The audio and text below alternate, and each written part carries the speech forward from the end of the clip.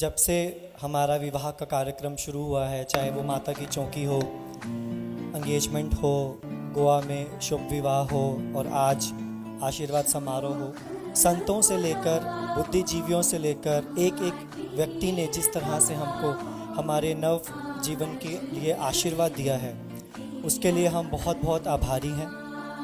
आप सबका दिल से धन्यवाद।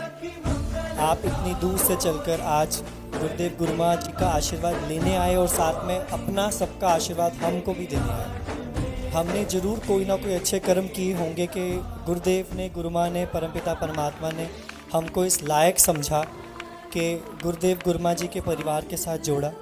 उन्होंने अपनी लक्ष्मी रूपी पुत्री खुशबू जी का विवाह मेरे साथ किया और मुझे इस काबिल समझा कि मैं उनकी पुत्री के योग्य हूँ। हमको हमेशा अपने चरणों में रखना, हमेशा सेवा भाव हमारे मन में रहे और हमेशा हम सेवा करते रहें।